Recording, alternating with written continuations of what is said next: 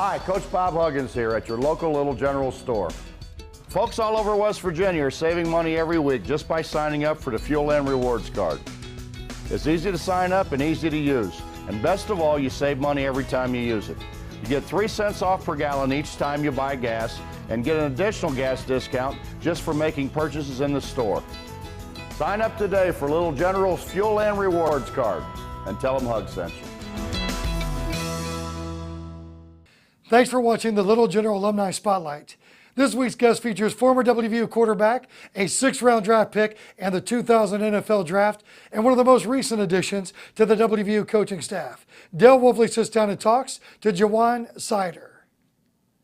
JaJuan, hey, thanks for being this week's Little General Alumni Spotlight. No problem, not a problem. Glad to be here. Man, I tell you, glad to be here is right, huh? Oh, yeah. I mean, this has been a crazy month for you and your family with Brandy and your 3 children. How are you hanging? Oh, man, just, busy. I mean, that's the key word is busy. You go from getting a call one day, pack up, and you practice the next day. So it's been constant move. Finally got my feet on the ground, know what I'm doing now, and things starting to adapt. So in 1996, you come to WVU. Another guy also came as a quarterback. His name was Mark Bulger, which I think we all know about Mark. You're a standout quarterback from Florida. You went head-to-head, a very intense competition. It was very close, but Mark did win. How did you handle that disappointment? Well, being a competitor, the toughest part was not being the guy. Sometimes you're at a place at the right time, it could be at the wrong time. We had 2 really good players at the same position. Somebody had to be a starter. You look back, man, Mark came in together. We ended up getting drafted in the same round together. I mean, the parallels were just crazy. Coach Don Nehlen was your head coach. What are your thoughts on Coach? Man, living legend. I mean, what a great human being first. Even when I wasn't playing, he made me feel like I still was a starter. But, man, I constantly stay in touch with Coach Nehlen. I mean, I saw him last week at practice, man. He came and snuck up behind and gave me a big old hug and said, gosh darn it, I'm glad to see you back. You know how you do. But I can't say enough about that guy. I love him, man. You were drafted in the 2000 draft in the 6th round of the San Diego Chargers. Everybody has a draft story. Everybody knows exactly what they were doing at that moment, exactly what they were thinking. What is yours? Well, I was sitting right across the street in those apartments over there, me and my wife, and we sitting around, and I knew I had a chance. I mean, I talked to Jacksonville, and I knew San Diego was going to draft me. They told me anywhere between the 4th and 6th round. They snuck in here and worked me out on their own. Didn't want nobody to know about it. And I saw my name come across the line before I got the phone call. I mean, we just exploded in an uproar, and and the rest is history because those are the moments you live for. I mean, people can say what you want about making the NFL.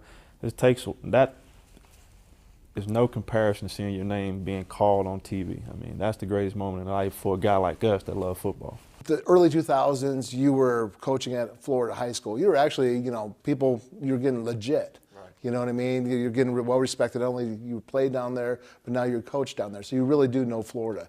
And then you got the call in 2008 where you said from Coach Bill Stewart. Okay, and Stu obviously has passed. And, you came up in 2008 with me. What's your thoughts on Coach Stu in that time?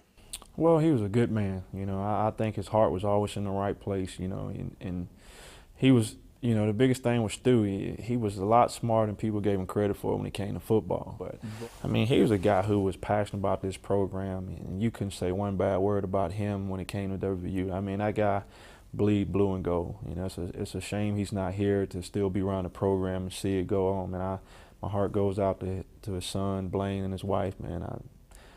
That was a tough situation. It's still tough to even thinking about it right now because it seemed like it was just yesterday. We was all here together. Now that you've been here for a few weeks and you've seen the system, you're getting to know the other coaches, what are the strengths you like about it here? There's no egos. I mean, everybody work off each other. If Shannon sees someone with the running backs, I'm okay if he's saying it, and I'm sure he's the same way with me, knowing that I coach quarterbacks. He wouldn't mind if I say, hey, the kid got his front foot locked. Just little minor details that we feed off each other. I mean, how you want this done? It's good when you got a bunch of guys who all driven for one court. It ain't about me. It ain't about them. It's about what's best for this offense, and everything go through Dana. I mean, you got a guy who's sitting there. People say what you want. Ain't nothing like having a head coach sitting in the meeting room with you and you understanding his concept, what he want done, how he want it done. I mean, the guy's a brilliant football mind. I'm learning a lot from being around him. What is your strategy? You're going to be covering South Florida. that how vital is it that we get those boys up here to WVU? I think it's very important. When you play here, a lot of the base was South Florida. I mean, we get our Ohio, we get our Pennsylvania, we get our couple kids from West Virginia, but you look around, it's probably just as many South Florida kids as there was any other part of the state, and we got a great name down there, and I think it's important to keep that name because, say what you want, that's the best play, that's the best football in the country. Let's talk about your running backs right now and the competition that's going on. The 3 or 4 guys, tell me about their strengths that they have. Well, the good thing about them, they're not I guys. They all team guys, and they all pushing for each other, which I think that's the most important. When you can get your room, no matter who's carrying the ball, who's not carrying the ball, pushing each other and leaving your egos to a side, it helps. And that's what we're doing right now. Everybody fighting for each other for the same cause, and they all working their tail off. It's an open competition. Everybody working right now. So, Jay, in 5 years from now, where would you like to see yourself? I hope I'm still here. That means we're doing something right. I mean, I'm home. I'm happy, man. I'm very content where I'm at. And I know people always worry about the next job when somebody else coming, man. Look, I bleed blue and gold. I'm home, and I hope to be here for a long time, and that's my goal. And like I said, eventually I do want to be a head coach like everybody else. Anybody say they don't, they lying. And so those are my goals. What does it mean to you, JaJuan Seider, to be a Mountaineer? It's great to be someplace where you started at and to be able to come back and be back in that same place a few years later, reliving the moments as a player, now doing it as a coach. And like I asked somebody, how could you sell West Virginia? Why couldn't I? I played here. I know every angle that a kid going through here. I know the town. I know how to sell it because I lived it. I walked in their shoes. I did what they did. I came from a different place and became a Mountaineer, because you can say what you want. This state is different. You're either from West Virginia, so you know how it is. You taking your lunch, you going to work. You migrate here from a kid like me from Florida, and you understand, well, it's different here. We different here. And when you come here and you go to school here, you become a Mountaineer. And I mean, you believe it to the day you die. I mean, it's in your blood. I mean, you got blue in one vein and gold in another one. I mean, it's who you are. It's the makeup who you are. I'm willing to outwork. I'm out tough somebody. Whatever I need to do, I'm going to find a way to finish and beat you up in football terms. And in life, I'm going to outwork you because I want what you got. And I think, you know what I mean? It's a lot of ways you can sell that.